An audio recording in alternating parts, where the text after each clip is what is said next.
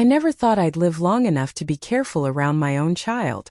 At 71, I believed I'd already faced the hardest lessons life had to offer: loss, sacrifice, and the slow rebuilding that comes after raising a family. My daughter had always been my closest companion, the one who called every Sunday, the one who said she worried about me living alone. When she gently suggested we talk about the future, I didn't hear danger. I heard love. She said it would be easier if someone could help manage things in case I ever got sick. Power of attorney, she called it, just paperwork, just protection. I almost agreed without question. But then her husband said something he didn't mean to say. Just one careless sentence, spoken too confidently, that cracked the whole story open. And in that moment I realized this wasn't about caring for me at all. It was about controlling what I had built over a lifetime. I remember the first time my daughter brought it up. The way she eased into the conversation like she didn't want to startle me. We were sitting at my kitchen table, the same one where I'd packed her lunches when she was little, the same one where I'd paid bills and balanced checkbooks for decades. The afternoon light was coming in soft through the curtains, and she kept smiling in that careful way people do when they think they're about to say something sensitive. She asked me how I'd been feeling lately, not in a rushed way. Slow, gentle. She asked if I'd been sleeping well, if I ever forgot where I put my keys, if I still felt steady driving at night. First it felt like concern, the kind a daughter has when her mother gets older. I answered honestly. I told her some days my knees ached, some nights I slept lighter than I used to, but my mind felt clear. I told her I still did my crossword every morning and beat my neighbor at cards every Thursday. She laughed, nodded, reached across the table and squeezed my hand. That's when she said it. Not all at once. Just a suggestion, really. She said, "Mom, I just worry sometimes. Not because you're not capable. Just because, well, things happen. Emergencies. And I'd hate for you to ever be in a situation where someone couldn't step in and help." I felt a small tightening in my chest, but I brushed it aside. Worry was natural. I'd worried about her my whole life. She talked about friends whose parents had gotten sick suddenly, about confusion at hospitals, about banks freezing accounts when no one had the right paperwork. She used words like safety and protection. She said it wasn't about taking anything away from me. It was just a backup plan. A safety net. Then she said the words power of attorney, and even though I'd heard them before, they sounded heavier coming from her mouth. She noticed my pause right away. She leaned forward, lowered her voice, like she was sharing a secret meant only for me. She said it wouldn't change anything about how I lived my life. I'd still make my own decisions. I'd still control my money. This was just something we put in a drawer and hope we never had to use. She said, "It's just in case, Mom. That's all." I wanted to believe her. I really did. This was my daughter. The same little girl who used to crawl into my bed during thunderstorms. The same young woman who called me crying when her first apartment felt too quiet. I had raised her to be responsible, to look out for family. So when she spoke with that calm confidence, when she told me she'd already looked into it and it was very calm and very simple, I felt myself nodding before I'd fully thought it through. Still, something inside me shifted. Not loudly, just enough to notice. I asked a few questions. I asked what kind of decisions it covered. I asked if it meant she could sign things without me. She answered smoothly like she'd practiced. "Only if you can't," she said. "Only if a doctor says you're unable. And even then it's just to help you." She smiled again, that reassuring smile, and reminded me how stressful paperwork could be. How much easier it would be if someone younger handled it. I didn't like the way that landed, but I told myself I was being sensitive. I told myself this was what getting older looked like. People offering help. People stepping in. I'd always been independent, but maybe this was part of letting go a little. Maybe accepting help was a kind of wisdom. She brought it up again a week later, this time more casually. We were on the phone and she mentioned she'd talked to her husband about it. She said he agreed it was a smart move. Practical. Responsible. I noticed she said his name more than usual, like she was easing him into the conversation before he ever spoke to me directly. After that, it became a quiet background presence in our talks. Not urgent. Just there. She'd mentioned how complicated finances were these days, how scams targeted older people, how she'd feel better knowing things were set up properly. Every time she said it, she framed it as something that would give her peace of mind, not something she wanted for herself. I started to feel a little tired by it all. Not angry, just worn down. It's hard to be questioned gently over and over without starting to question yourself. I caught myself wondering if maybe I did forget more than I realized. If maybe I should be grateful she cared enough to worry. That's the thing about concern when it's repeated. It can quietly rearrange how you see yourself. One afternoon she came by with coffee and pastries like it was just a visit. We talked about neighbors, about the weather, about a recipe she wanted. Then, almost as an afterthought, she pulled a thin folder from her bag and set it on the table between us. She didn't push it toward me. She just let it sit there like it belonged. She said we didn't have to do anything that day. She just wanted me to look at it when I had time. No pressure. She said that phrase more than once. No pressure. I opened the folder anyway. The pages were neat, official-looking, full of language that felt stiff and unfamiliar. She summarized it in plain words, pointing to sections, telling me what mattered and what didn't. As she talked, I noticed how prepared she was, how confidently she explained things, how little she hesitated. I also noticed how little space there was for me to speak. When I asked a question, she answered quickly, moving on before I could follow up. Again, I told myself I was reading too much into it. That night, after she left, I sat alone at the table and looked at the folder again. I didn't read every word. I just stared at my name printed neatly at the top. There was something about seeing it there, attached to decisions I hadn't made yet, that unsettled me. I closed the folder and put it in a drawer, telling myself I'd think about it later. A few days after that, her husband called me. It was friendly. Almost too friendly. He asked how I was doing, said he admired how well I was handling things at my age. He mentioned the paperwork, said he'd helped friends with similar situations. He spoke like someone who already assumed the decision was made. That was when I felt it more clearly. That quiet unease I'd been pushing aside. It wasn't fear exactly. It was the sense that something was moving forward without me fully understanding it. Like a door had been opened and people were already walking through it. I told him I was still thinking. He laughed lightly and said, of course. Just don't wait too long. These things are easier when they're done early." The way he said early stuck with me, as if time itself was something I was running out of. After that call, I sat by myself for a long time. I thought about how quickly concern had turned into planning, how planning was starting to feel like expectation. I thought about how much of the conversation now involved him, how his voice was slipping into decisions that were supposed to be about my well-being. I didn't confront anyone. Not yet. I just listened more closely, watched more carefully. And somewhere deep inside, beneath the calm surface I showed everyone else, a question began to form.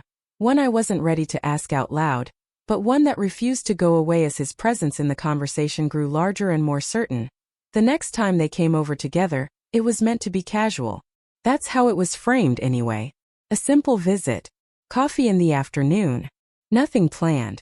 My daughter called ahead and said they'd be in the neighborhood and thought they'd stop by. I agreed without thinking much of it. I was still carrying that soft confusion from our earlier talks, still telling myself I was overreacting. They arrived with smiles like always. My daughter hugged me, asked if I'd eaten, commented on how nice the house looked in the afternoon light. Her husband followed her in, cheerful and relaxed, already talking about traffic and the weather. We sat in the living room, the same worn couch I'd had for years, the same coffee table with its small scratches and water rings from a lifetime of use. At first, the conversation stayed light. He talked about work. She talked about a neighbor. I listened, nodded, poured coffee. Everything felt normal enough that I almost forgot the knot that had been living quietly in my chest. Then, without any real pause, he said something that made my hand still mid-pour. He mentioned my retirement account. Not in a general way. Not like someone guessing or repeating something they'd been told casually. He mentioned it like he knew it. Like it was a shared fact. He said something about how it was good I'd save steadily, because it would make things easier later. He didn't look at me when he said it. He looked at my daughter like they were both already on the same page. I told myself not to jump to conclusions. Maybe she'd mentioned it. Maybe he was just speaking loosely. Still, my heart beat a little faster. A few minutes later, he brought up my house. Not the memories in it, not how long I'd lived there, but its value. He talked about it the way people talk about assets. He said something about how property prices were rising and how timing matters with these things. Again, his tone was casual, almost careless, like he hadn't realized he'd crossed a line. I smiled politely. I didn't interrupt. I just listened. My daughter didn't correct him. She didn't look surprised. She nodded along, adding small comments here and there, like this was all perfectly normal conversation. Like this was something they'd discussed before many times without me. That was when something shifted. Not sharply. Not dramatically. Just enough that I felt myself pull back a step emotionally. I stopped trying to keep up the warmth. I stopped filling the silence. I started paying attention. He kept talking. He mentioned timelines. Used words like when instead of if. When you decide to step back. When things need to be handled. He spoke as if decisions had already been mapped out somewhere, written down, agreed upon. At one point he laughed and said, "Well, that's why the paperwork is smart. It keeps things smooth." Paperwork. I felt my stomach drop, but my face stayed calm. Years of keeping peace had taught me how to do that. I asked him what he meant, keeping my voice light. He waved it off, said he just meant planning ahead, being responsible. He said it the way people do when they think they're reassuring you, but really they're reassuring themselves. The thing that struck me most wasn't just what he said. It was how comfortable he was saying it. There was no hesitation. No sense that he was sharing something private. It felt like he believed I already knew everything. Or that it didn't matter whether I did. I watched my daughter closely then. Watched how she leaned toward him slightly when he spoke. Watched how she finished his sentences. Watched how she avoided my eyes when certain topics came up. I realized, sitting there with my coffee growing cold in my hands, that I was the last one to be fully informed about plans being made around my own life. I didn't argue. I didn't accuse. I asked small questions. Gentle ones. Questions that seemed harmless. Who suggested that? How did you come to that conclusion? He answered quickly, confidently, sometimes looking to my daughter for backup. She provided it without thinking. At one point he mentioned an amount of money. Not exact, but close enough that I knew it wasn't a guess. It was too accurate. That was the moment I knew deep down that this wasn't just concern anymore. This was preparation. I excused myself to the kitchen, telling them I needed to check something on the stove. I stood there for a moment, breathing slowly, letting the quiet wrap around me. I looked at my hands resting on the counter, hands that had worked, cooked, cleaned, balanced budgets, raised a child. Hands that knew exactly what they were capable of. When I went back into the living room, I felt different. Calmer, in a way that surprised me. I sat down again, but I didn't engage the same way. I listened more than I spoke. I let them talk. They filled the space easily. Too easily. They talked about the future like it was already decided. Like I was a piece on a board being moved gently, kindly, but without being asked.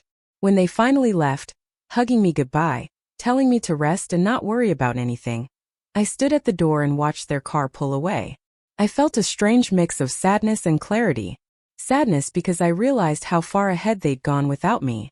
Clarity because I finally understood that my unease hadn't come from nowhere. That night I didn't sleep well. Not because I was afraid, but because my mind was busy. I replayed the conversation over and over, hearing different words more clearly now. Noticing the certainty in his voice. The ease with which my daughter let him speak for both of them.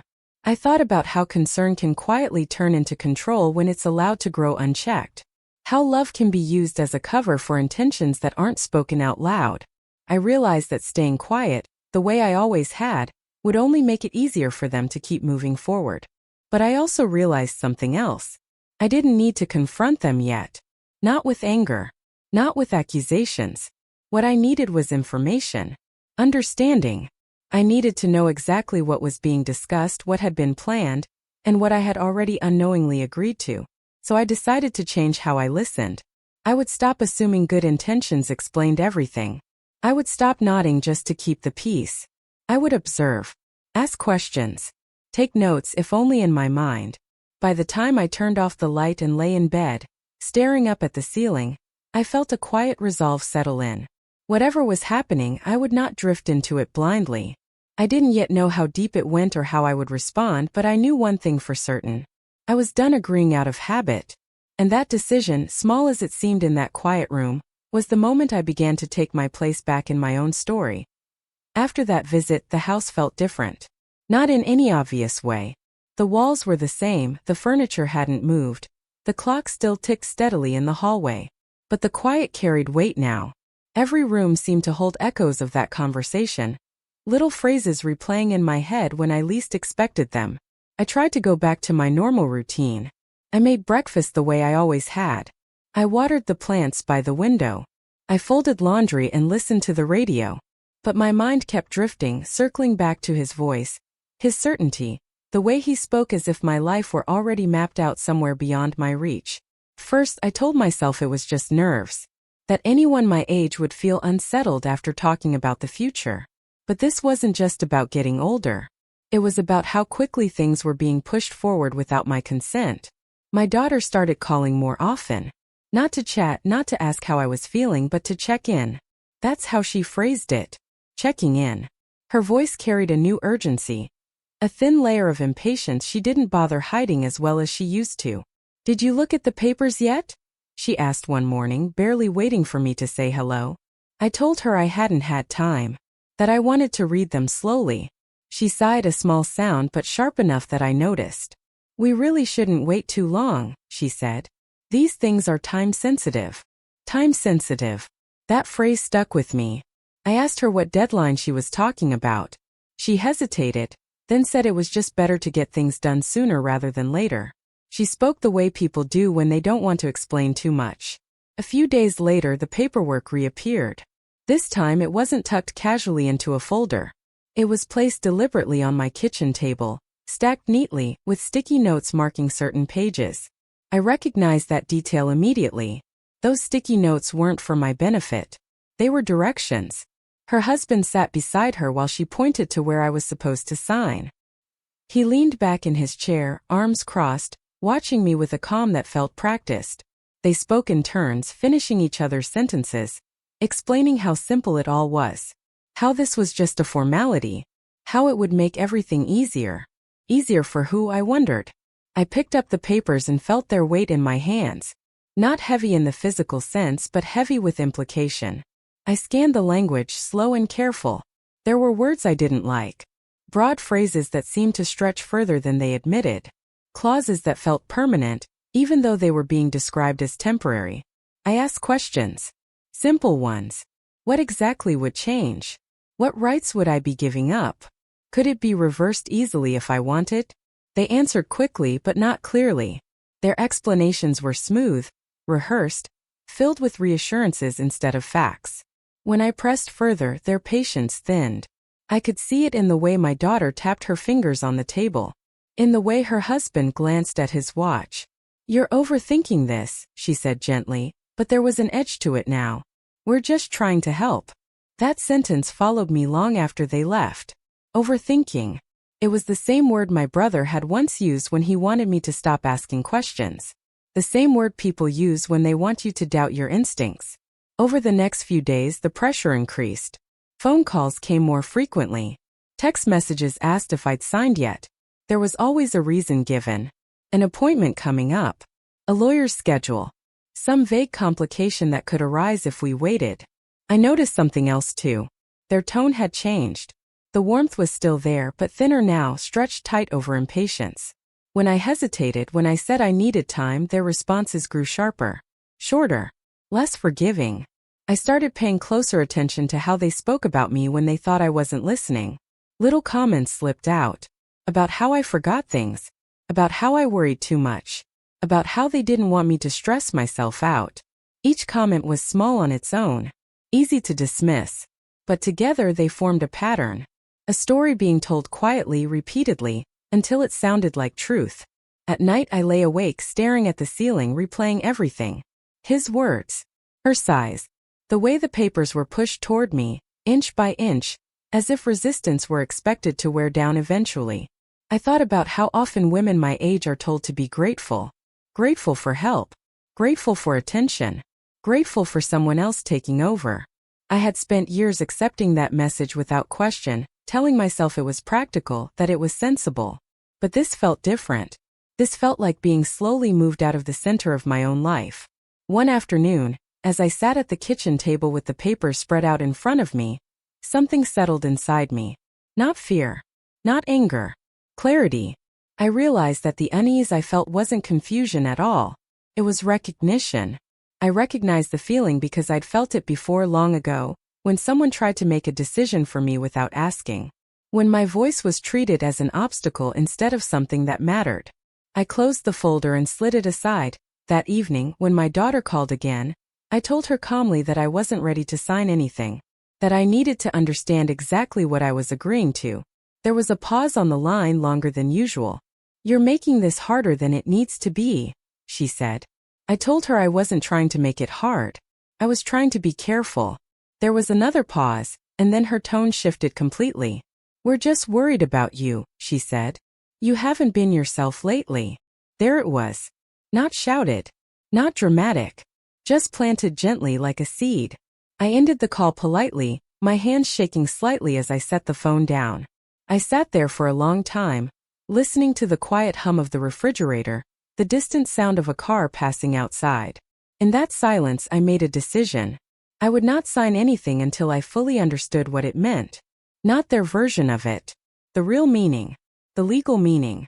The lasting consequences. I didn't tell them that yet. I didn't need to. For now, it was enough to hold on to my resolve quietly, the way I always had. But this time it felt different. Stronger. I gathered the papers and placed them back in the folder, then tucked it into a drawer where I knew exactly where it was. Not hidden. Just waiting. As I turned off the lights and walked down the hallway toward my bedroom, I felt something I hadn't felt in days.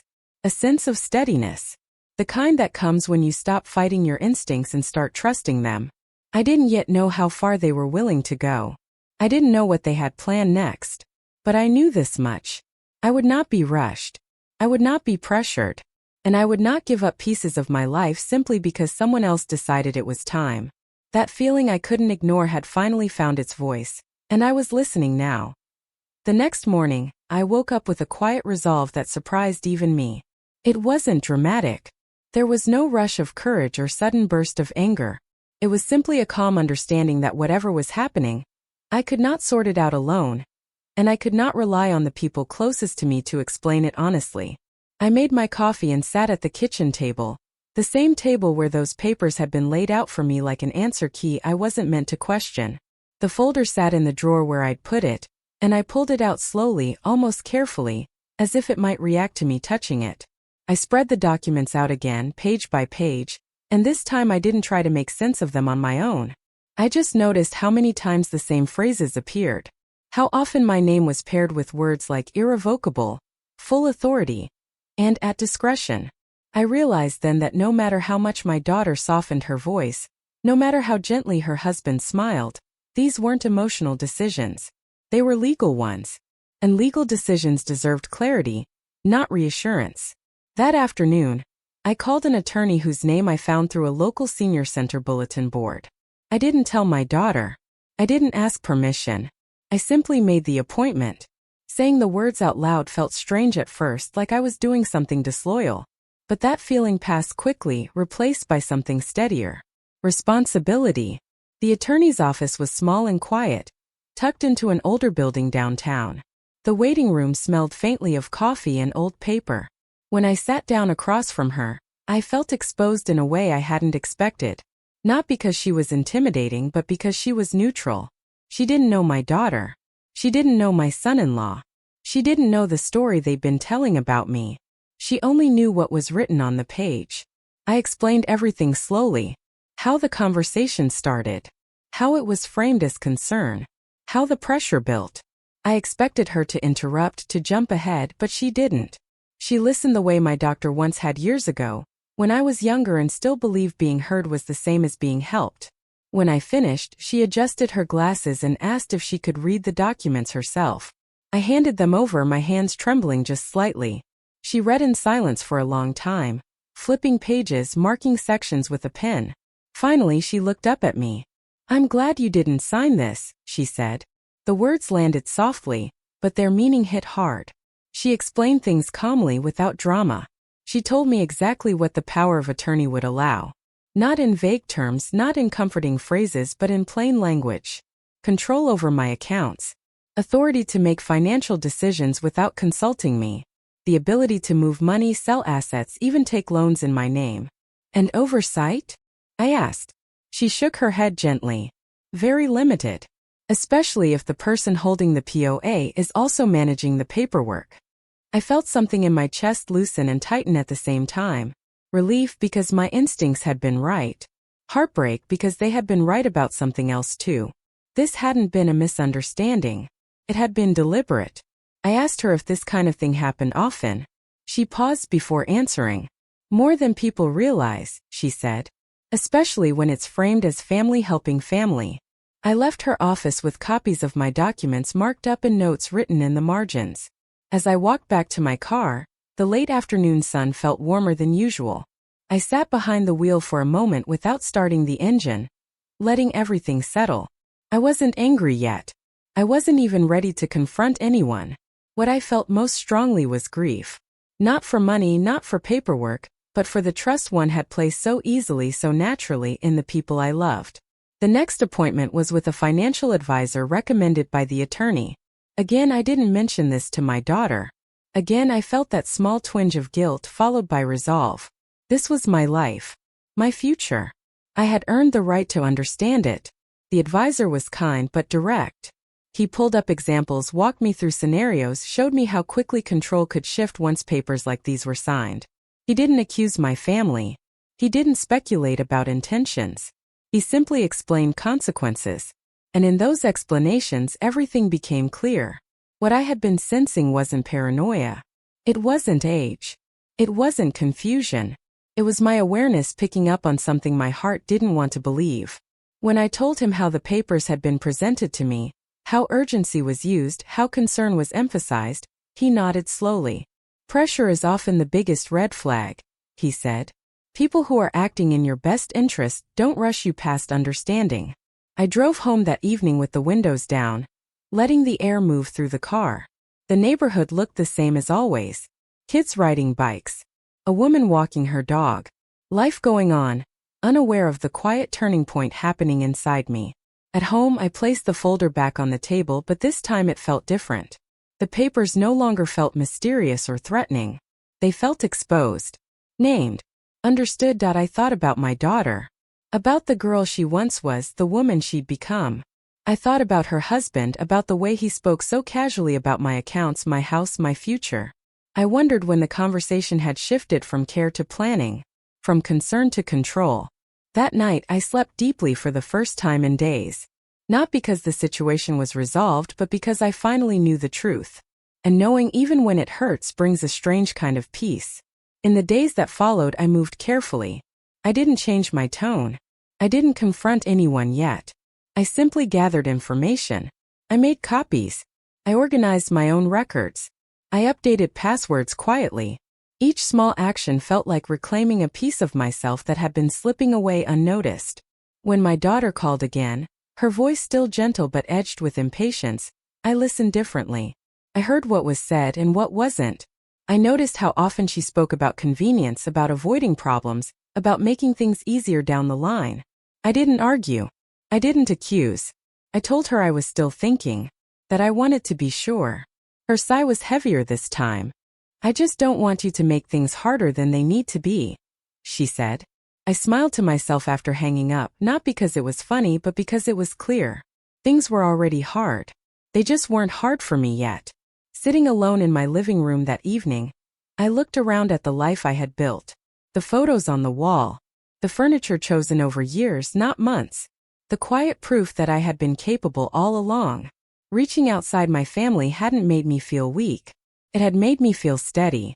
Grounded. Seen in a way I hadn't realized I was missing. I knew now that the next step couldn't be avoided. The truth had been laid out plainly, without emotion, without manipulation. And once truth is seen clearly, it doesn't disappear just because you wish it would. I wasn't ready to raise my voice. I didn't need to. What I was ready for was honesty. Real honesty. The kind that doesn't flinch under light. And as I gathered the documents back into their folder, I understood that confronting the truth wouldn't just change my relationship with my daughter and her husband. It would change how I saw myself. That realization followed me into the next days, steady and unshakable, as I prepared to speak up. Not in anger but in clarity, with my feet firmly planted in a reality that was finally my own. I invited them over on a quiet afternoon, choosing a day that didn't already feel heavy with emotion.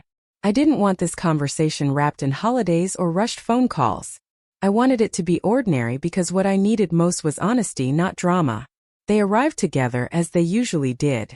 My daughter carried a small smile, the kind she used when she wanted things to stay pleasant. Her husband followed close behind, confident, relaxed, already speaking as if the visit had a purpose he understood better than I did. We sat at the kitchen table, the same table where so many family conversations had happened over the years, birthdays planned, problems solved, laughter shared. I poured coffee. My hands were steady. That surprised me. For a moment we talked about nothing important. The weather, traffic, a neighbor's new fence. I let the silence stretch between topics, noticing how quickly her husband filled it, how uncomfortable he seemed when there wasn't forward motion. Finally I spoke. "I've been thinking more about those papers," I said, keeping my voice even. I realized I still have a few questions. My daughter nodded quickly. "Of course. That's good. We want you to feel comfortable." Her husband leaned back in his chair. "It's all pretty standard," he said. "But go ahead." I didn't reach for the folder right away. I didn't want to overwhelm them. I wanted to listen. I asked simple questions first. Questions that didn't accuse, didn't suggest suspicion. Questions anyone should be able to answer easily if they truly understood what they were asking me to sign. "What exactly would change for me day to day?" I asked. My daughter answered first. "Nothing really. That's the whole point. It's just there if something happens." Her husband nodded. "Yeah, it's more about efficiency. Avoiding delays. You wouldn't even notice it." I waited a beat. Then I asked, "Who would have access to my accounts?" He answered quickly. "Well, technically we would, but only to help. Only if needed." "And who decides what's needed?" I asked. There was a pause this time. Not long but noticeable. "Well," he said, clearing his throat, "that depends on the situation." I nodded slowly as if that made sense. Then I asked another question. Would I still be able to make my own financial decisions? My daughter hesitated. "Of course. I mean, as long as everything's going smoothly." Her husband's jaw tightened just slightly. I let that settle in the room. The answers weren't wrong enough to argue with, but they didn't line up with what I'd been told by the attorney. And I could see it now, the way they leaned into vagueness, the way certainty disappeared when details appeared. I reached into the folder and pulled out a marked page, laying it flat on the table. "I spoke with an independent attorney," I said gently. The air shifted instantly. My daughter's eyes widened. Her husband straightened in his chair. "Why would you do that?" he asked, his tone sharper than before. "I needed clarity," I said. "That's all." I pointed to a line on the page. She explained that this power of attorney gives full control over my finances. Not temporary. Not limited. Full. "That's not," he started, then stopped himself. "That's not how we intended it." I looked at him. Intent doesn't change language. My daughter stared down at her hands. She hadn't said a word. I continued, still calm. She also explained there's very little oversight. That decisions could be made without my approval once it's in effect. "That's worst-case thinking," he snapped. "You're focusing on extremes." I met his eyes. "I'm focusing on reality." His face flushed. "This is exactly the kind of thing we were trying to prevent," he said. "Confusion. Mistrust." I felt something steady rise in me, not anger but certainty. "What were you trying to prevent?" I asked. He opened his mouth, then closed it. When he spoke again, his voice carried frustration instead of reassurance. "We were trying to make sure things didn't get messy later," he said. "Assets. Accounts. The house. These things need planning." "The house," I repeated quietly. My daughter finally looked up. Her eyes flicked to him, sharp and warning. He waved it off. "I mean, eventually. It's just practical to think ahead." I leaned back in my chair. "You've thought a lot about my future," I said. "More than I realized." Silence filled the space between us. It wasn't comfortable silence. It was heavy, charged, full of things unsaid. I pulled out another page. The attorney also mentioned that once this is signed, reversing it isn't simple. It requires legal action. My daughter swallowed. We didn't know that, she said softly. I looked at her then. Really looked at her. Her shoulders were tense. Her voice uncertain. She wasn't leading this conversation anymore. Her husband scoffed. Lawyers always make things sound scary. That's how they justify their fees. I didn't argue. I simply asked, why the urgency? He frowned. What urgency? The deadlines, I said. The repeated calls. The way the papers kept coming back to me. He leaned forward now, irritation clear. Because things don't get easier with time. Because waiting creates problems. For who? I asked. That's when his composure finally cracked. For everyone, he said sharply. For us. For you. For the family. Do you know how hard it is to plan when someone won't cooperate? The word hung in the air. Cooperate. My daughter flinched. I spoke slowly. You're frustrated because I didn't sign. He exhaled loudly. I'm frustrated because you're making this more complicated than it needs to be. I nodded. That tells me a lot. My daughter finally spoke. Mom, she said quietly. We were just trying to help. I reached across the table and touched her hand. I believe you wanted to help, I said. But I also believe you stopped asking whether this was what I wanted. Her eyes filled with tears. She didn't pull away. Her husband stood abruptly. This is ridiculous, he said. We're being painted as villains for caring. I stayed seated. No one painted anything, I said. Your words are doing that on their own. He looked at my daughter. Are you just going to sit there? She looked between us, torn. I didn't realize how much control it gave, she said softly. He stared at her. We talked about this. We talked about safety, she replied. Not ownership. That was the moment everything fell apart. The story they'd been telling about concern, about protection, about simplicity, couldn't survive under light. It didn't collapse all at once. It cracked, piece by piece, with every unanswered question and every defensive reaction. I realized then how close I had come. How easily trust could have carried me past a line I didn't even know was there. How quiet the loss would have been. No theft in the night. No dramatic betrayal.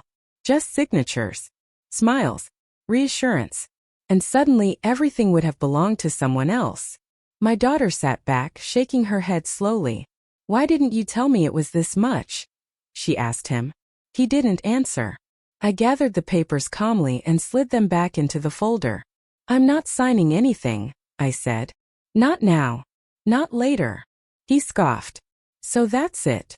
That's it, I replied. My daughter looked at me, guilt and relief mixing on her face. I'm sorry, she whispered. I squeezed her hand. I know. When they left, the house felt quieter than usual. Not empty, just still. I sat alone at the table long after the door closed, letting the truth settle fully. I wasn't shaking. I wasn't crying. I felt something deeper than both. I felt awake. I understood now that the most dangerous stories are the ones told gently, the ones wrapped in love and reason, the ones that ask you to doubt yourself just enough to hand over your voice. I hadn't lost my mind. I had nearly lost my life as I knew it. And as the afternoon light moved slowly across the floor, I knew the next steps would matter more than anything that came before. The confrontation was over, but the consequences were just beginning to take shape, quietly and undeniably. As I prepared to reclaim what was always mine to protect after they left, I didn't rush to clean up the cups on the table or straighten the chairs. I stayed exactly where I was, sitting in the quiet that followed them out the door. The house felt different then. Not lonely, not heavy, just honest. For the first time in weeks, there was no pressure in the air. No one watching my reactions, no one steering the conversation. Just me, my own thoughts, and the steady sound of my breathing. That night I slept deeply. Not because everything was solved, but because something inside me had finally settled. I had listened to myself. I had trusted the small voice that kept saying, slow down.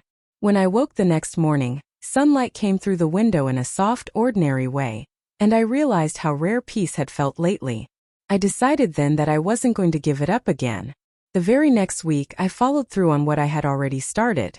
I met again with the attorney, this time not as a woman confused or worried, but as someone clear about what she wanted. We reviewed my accounts, my home, my legal documents. I updated beneficiaries, added safeguards, and made sure that no one could step into my life without my clear and continued consent. It wasn't dramatic work. It was quiet, careful, and empowering. I remember signing those papers, my papers, and feeling the difference between pressure and choice. No one hovered. No one rushed me. Each page was explained, each decision mine alone. I wasn't taking anything away from anyone. I was simply keeping what was already mine. When my daughter called a few days later, her voice was hesitant. She didn't start with excuses or justifications. She started with an apology. Not a perfect one, not a rehearsed one, just a soft, uncertain acknowledgement that she hadn't protected me the way she thought she was. I listened. I didn't interrupt. I didn't punish her with silence either. I told her the truth. Calmly. Clearly. I told her I loved her, and that wasn't in question. But I also told her that trust had been shaken. And trust doesn't repair itself just because time passes. It repairs through respect, patience, and honesty. I told her I wasn't cutting her out of my life, but I was no longer inviting anyone into decisions that belonged to me alone. She cried. I didn't. Not because I felt nothing, but because I finally felt steady. Her husband didn't call. That silence spoke louder than words ever could. And for the first time, I didn't feel the need to fill it. In the weeks that followed, life grew simpler in small, meaningful ways. I took back routines I'd quietly abandoned. Morning walks, reading in the afternoon, tending to things around the house without feeling watched or evaluated. I noticed how often I'd been second-guessing myself before, how often I'd explained decisions that didn't need defending. That habit faded slowly like a muscle learning a new way to move. Sometimes my daughter would stop by alone. We talked about ordinary things. We avoided the topic of paperwork and plans unless I brought it up. When I did, she listened. Really listened. That mattered more than apologies. I didn't close the door on her. I just moved the line. And that line gave both of us something clearer to stand on. There were moments when doubt tried to creep back in. Late at night, I would replay conversations, wondering if I'd been too firm, too cautious, too proud. But then I would remember the look on her husband's face when the questions stopped being easy. I would remember how quickly concern had turned into frustration when control slipped away. And the doubt would quiet itself. Because clarity has a way of doing that. I learned something important through all of this. Betrayal doesn't always arrive loudly. Sometimes it comes dressed as help. Sometimes it smiles, uses gentle words, and tells you it knows better than you do. And the most dangerous part is how easily it asks you to step aside, just for now. Boundaries aren't walls. They're doors you choose when and how to open. I didn't lose my family. I found myself. On a quiet evening not long after everything settled, I sat alone in my living room, the same place where those papers had once been placed in front of me. The room looked the same, but I didn't. I felt taller somehow. Not in body but in spirit. Like I was finally taking up the space I'd earned over a lifetime of work, care, and resilience. I thought about all the years it took to build what I have, not just the house or the savings but the life, the choices, the lessons learned the hard way. None of that deserved to be signed away in a moment of misplaced trust. Love should never require you to surrender your voice. Care should never demand your silence. And family should never cost you your dignity. I share this story not to place blame, but to offer something gentler and stronger at the same time. A reminder. If you're listening to this and something in your life feels rushed, confusing, or quietly uncomfortable, pause. Ask questions. Seek clarity outside the circle that's pressuring you. Your instincts are not an inconvenience. They are protection. I'm living proof that it's never too late to speak up. Never too late to redraw the lines. Never too late to choose yourself without bitterness or regret. If this story resonated with you, if it reminded you of a moment when you had to stand your ground, or wished you had, I invite you to stay connected. You're not alone in these experiences. Feel free to like this video, share it with someone who might need it, or subscribe if you want to hear more stories like this. Stories about quiet strength, truth, and the courage it takes to protect what matters most.